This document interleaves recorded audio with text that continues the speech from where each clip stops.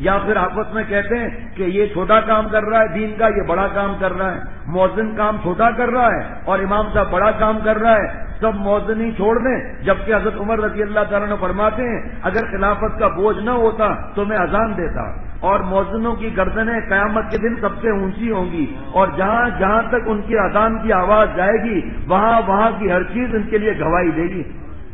اجی مؤذن چھوٹا کام کر رہا ہے تو سارے مؤذن سب کام چھوڑ دیں، امام صاحب بن جائیں؟ جی امام صاحب جو ہے چھوٹا کام کر رہا ہے، قرآن پاک کی تفسیر جو ہے بڑا کام کرنا ہے، تو سارے پاکستان نہیں سارے ملک کے امام کعبہ بھی امامت کو چھوڑ دیں۔ پھر میرے دوستوں اور ساتھیوں، یہ سب شیطان کی بدماشیاں ہیں۔ بڑا کام صرف تقویٰ ہے، ان اکرمکم عند اللہ اتقاکم، عزت والا وقار والا وہ ہے جو گناہ نہیں کرتا۔ تقویٰ یہ بڑا کام ہے میرے دوستوں اور ساتھیوں۔ جتنے دین کے شعبے ہیں، دیکھو ایک عمارت بن رہی ہے برابر میں ہی آپ کے یہیں، کوئی بلاک دے رہا ہے، کوئی پلستر کر رہا ہے، کوئی جناب پائپ لائن ڈال رہا ہے، کوئی تاریں ڈال رہا ہے، کوئی ڈیزائن بنا رہا ہے، کوئی رنگ کے لیے رگڑائی کر رہا ہے، کوئی اس میں فلنگ کر رہا ہے، کوئی کیا بلاک دینے والا کہ تم سب بیوقوف ہو، کیا تم لوگ کام کرتے ہو، بس بلاک دینا کام ہے باقی کوئی کام نہیں ہے، تو اس کو بیوقوف کہا جائے گا۔ ارے بھائی یہ سب کام ہے۔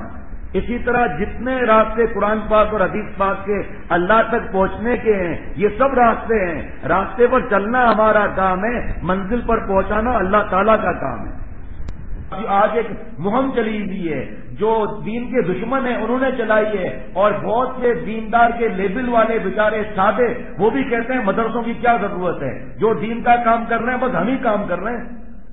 جہاد والا جائے تو کہتا ہے میں ہی کام کر رہا ہوں، خانقاہ والا دیکھے کسی عالم کو، ارے کمال ہے، کسی کے پاس بھی جاتے نہیں ہیں اور مدرسے میں پڑھا رہے ہیں طالب علموں کو، شیخ الحدیث بنے ہوئے ہیں، آئے ہمارے پاس تو پتا چلے کہ اصلی دین کیا ہے۔ یہ تکبر ہے میرے دوستوں اور ساتھیوں۔ ٹرین کا ڈپارٹمنٹ تو ایک ہی ہے نا، لیکن کوئی ٹکٹ دیتا ہے، کوئی ٹکٹ چیک کرتا ہے، کوئی جھنڈی ہلاتا ہے، کوئی صفائی کرتا ہے، کوئی وزن کرتا ہے، کوئی بکنگ کرتا ہے، کوئی ایڈمنسٹریشن میں ہوتا ہے، ڈپارٹمنٹ ایک ہی ہے لیکن ڈیوٹیاں الگ الگ ہیں۔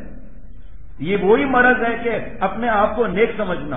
ارے یہ کیا ہے کہ حضرت ابو ہریرہ رضی اللہ تعالیٰ عنہ کے 800 شاگرد تھے، اور کیسے شاگرد؟ حضرت عبداللہ ابن عباس رضی اللہ تعالیٰ عنہما، حضرت عبداللہ ابن عمر رضی اللہ تعالیٰ عنہما، حضرت جابر رضی اللہ تعالیٰ عنہ، حضرت انس رضی اللہ تعالیٰ عنہ، 800 صحابہ رضوان اجمعین اور تابعین شاگرد تھے، لیکن حضرت والا فرماتے ہیں حضرت ابو ہریرہ رضی اللہ تعالیٰ عنہ نے کبھی کہا حضرت ابو بکر صدیق رضی اللہ تعالیٰ عنہ کو کہ آپ کیا کام کر رہے ہیں؟ کوئی کام ہی نہیں کر رہے، سارا کام میں ہی کر رہا ہوں، اور یہی کام ہے نبوت کا، باقی کوئی کام ہی نہیں ہے، عالم بننے کی کیا ضرورت ہے؟ آج جو دین ملا اور دین پر عمل کی توفیق ہوئی انہی علماء اور مدارس کی تو برکت سے ہوئی ہے۔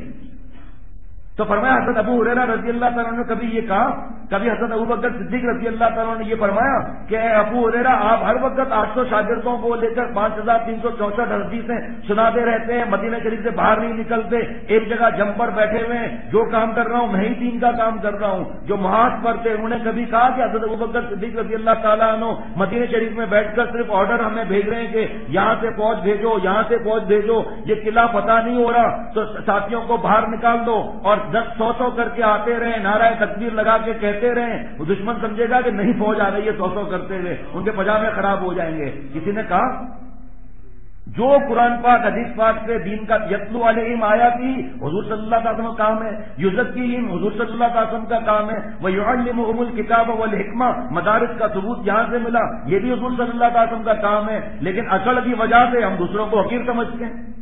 یہ کیا ہے؟ حضرت فرماتے ہیں دیکھو بہت سے لوگ کہتے ہیں بس بھائی سب کو چھوڑو، بس جا کر جو ہے نا جاپان والوں کو مسلمان بناؤ۔ فرمایا کہ ایک جاپان کی کسی مسلمان کر لیا، اب علماء کو حقیر سمجھتا ہے۔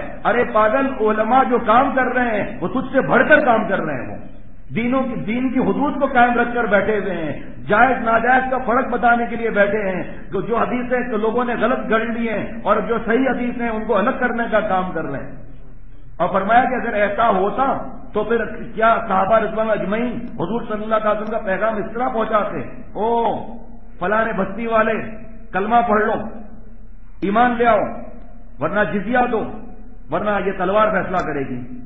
پہلا کیا ہے؟ کلمہ پڑھ لو، ایمان لے آؤ، دوسرا کیا ہے؟ جزیہ دو. فرمایا اگر یہ زبردستی پسٹل سر پر رکھ کر کلمہ پڑھوانا ہوتا تو سرکار دو عالم صلی اللہ تعالی علیہ وسلم جس کے سامنے دونوں جہانوں کے خزانوں کی قیمت نہیں، وہ چند ٹکے کے وقت فرض کام کو چھوڑ دیتے. سمجھ بدھی مانی بات آ رہی ہے بھائی؟ اگر یہی بات ہم دماغ میں رکھ لیں کسی کو حقیر نہیں سمجھیں گے. ہم دوسروں پر اعتراض کرتے ہیں کہ یہ کیا کر رہا ہے، حافظ بن رہا ہے، یہ کوئی طریقہ ہے؟ سارا دن بس آفس میں بیٹھا ہوا ہے. اگر حضرت والا فرماتے ہیں بنگلہ دیش میں علماء رو پڑے یہ بات سن کر. فرمایا کہ نعوذ باللہ ان باتوں سے تو پھر حضور صلی اللہ علیہ وسلم پر الزام لگتا ہے، اللہ معاف فرمائے. اور جو حضور صلی اللہ علیہ وسلم پر کوئی ایسا اشارہ کرے گا وہ بچے گا، مرے گا نہیں. وہ اللہ کی کھوپڑی بول کا فرمایا کہ حضرت خالد بن ولید رضی اللہ تعالیٰ کو دیکھیے کیا خطوط لکھے ہوئے تاریخ میں کہ کلمہ پڑھ لیجئے، پہلا کلمہ پڑھ لیجئے یا جزیہ دیجئے، یا کلمہ پڑھ لیجئے یا تلوار فیصلہ کرے گی. نہیں، یا کلمہ پڑھ لیجئے یا جزیہ دیجئے، مال دیجئے اور خود دیجئے، ذلت و رسوائی کے ساتھ دیجئے، ہم بھی لینے نہیں آئیں گے. یا کلمہ پڑھیے. یہ بات اگر میرے اور ہمارے دل میں اتر جائے میرے دوستوں اور ساتھیوں، آج کے بعد ہم کسی کو حقیر نہیں سمجھیں گے. امام صاحب ہیں ہمارے، مفتی دلاور صاحب ہیں، یہ مسجد کے خطیب ہیں، جمعے کو اعلان کر رہے ہیں کہ تو اتنے لوگ بیٹھے ہوئے ہو، تم لوگ کیا کام کرتے ہو؟ یہ امامت کا کام ہے، باقی کوئی کام نہیں ہے. مؤذن صاحب بھی کھڑے ہو جائیں کہ مؤذنی کا کام ہے، باقی کوئی کام نہیں ہے. تو کیسے کام چلے گا؟ سب امام بن جائیں گے تو امامت کون کرائے گا بھائی؟ ہر ایک مسجد بنا لے برابر میں دو آدمیوں کی، پھر پیچھے بھی کون دو آدمی بھی کہاں سے آئیں گے؟ کہیں گے ہم بھی امام بنتے ہیں، اصلی کام یہی ہے. کیا صحابہ رضوان اجمعین میں اذانیں نہیں تھی میرے دوستوں اور ساتھیوں؟ حضور صلی اللہ علیہ وسلم نے امامت نہیں کرائی؟ کیا یہ حضور صلی اللہ علیہ وسلم کا امامت کرانا نہیں؟ کیا تقویٰ حضور صلی اللہ علیہ وسلم کو نے نہیں فرمایا؟ اس پر ہم عمل نہیں کرتے. بدگمانیاں، بد نظریاں، غیبتیں، حقیر سمجھنا، ماں باپ سے لڑنا، جھوٹ، غیبت، بدتمیزیاں کر کے سمجھتے ہیں بڑے اللہ کے ولی ہیں، ہم دین کا کام کر رہے ہیں. ارے دین کا کام سیکھنا ہے تو اللہ والوں کے صحبت میں آئیں گے تو پتا چلے گا کہ مٹنا کس چیز کو کہتے ہیں. حضرت مولانا الیاس صاحب رحمۃ اللہ علیہ تبلیغ جماعت کے بانی، اور فرماتے تھے کہ بھائی تنقید کسی پر مت کرنا، بھائی تنقید کسی پر مت کرنا. فرماتے تھے بھائی تخافر نہ کرنا، یہ چیزیں انسان کو برباد کر دیتی ہیں. فرمایا تنقید کسی پر مت کرنا، تخافر نہ کرنا اور تقابل نہ کرنا. امام صاحب کہیں کہ جی میرا کام جو ہے وہ پہلے نمبر کا ہے، مؤذن ایسے ہی ہے. جہاد کرنے والے کہیں جی ہمارا کام جو ہے صحیح ہے، باقی جتنے مدارس میں پڑھ رہے ہیں، پڑھا رہے ہیں، جتنے تفاسیر ہو رہی ہیں یہ سب ایسے ہی ہے، ان کا کوئی حیثیت ہی نہیں ہے. فرمایا یہ کام مت کرنا. فرمایا کہ ایک جنازہ ہو اور 4 آدمی اس کو اٹھا رہے ہوں، 5واں آدمی آئے گا، آپ کو خوشی ہوگی یا غم ہوگا؟ بھائی بتاؤ نا بھائی. اور 6واں آدمی آئے تو اور زیادہ، 7واں آئے تو، 8واں آئے تو، جتنے آدمی بڑھیں گے خوشی ہوگی. فرمایا پورے دنیا میں کفر کا اندھیرا پھیلا ہوا ہے یا گناہوں کا اندھیرا پھیلا ہوا ہے. اگر دین کا کوئی کام کر رہا ہے اور دوسرا کوئی آئے، فرمایا اگر تمہارے دل میں ایک ذرہ برابر حضور صلی اللہ علیہ وسلم کی محبت ہے تمہیں خوشی ہوگی، غم نہیں ہوگا.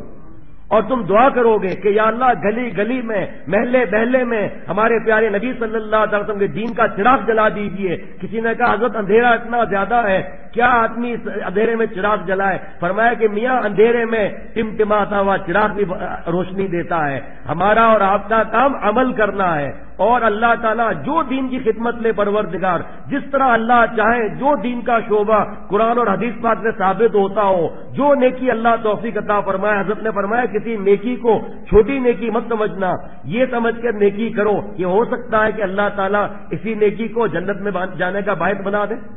فرمایا ثبوت بخاری شریف کی حدیث پاک ہے کہ جسم بیچنے والی عورت جو ہے وہ کتے کے بچے نجس کو پانی پلا رہی ہے اور اللہ تعالیٰ اس کی بخشش کر رہے.